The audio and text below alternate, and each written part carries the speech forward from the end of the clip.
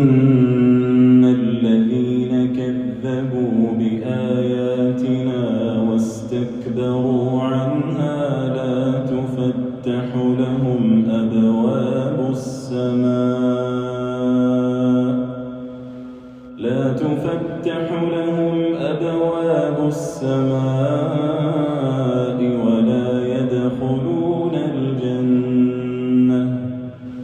ولا يدخلون الجنة حتى يلج الجمل في سم الخياط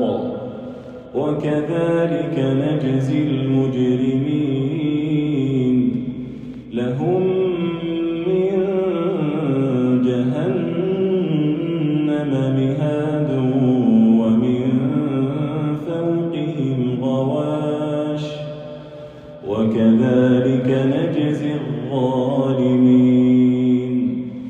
والذين آمنوا وعملوا الصالحات لا نكلف نفسا إلا وسعها أولئك أصحاب الجنة هم فيها خالدون ونزعنا ما في صدورهم من غل تجري من تحتهم الأنهار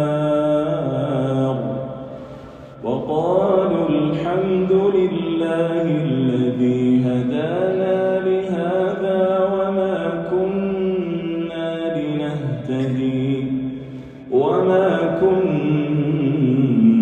لنهتدي لولا أن هدانا الله لقد جاءت رسل ربنا بالحق ونودوا أن تلكم الجنة أورثتموها بما كنتم تعملون ونادى أصحاب الجنة أصحاب النار أن قد وجدنا ما وعدنا ربنا حقا فهل وجدتم ما وعد ربكم حقا قالوا نعم فأذن مؤذن بينهم اللعنة الله على الظالمين الذين يصدون عن سبيل الله ويبغونها عوجا وهم بالآخرة كافرون وبينهما حجاب وعلى الأعراف رجال يعرفون كلا بسيماهم ونادوا أصحاب الجنة أن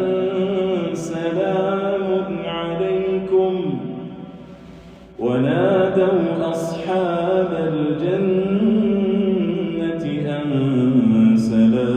عليكم لم يدخلوها وهم يطمعون وإذا صرفت أبصارهم تلقاء أصحاب النار قالوا ربنا لا تجعلنا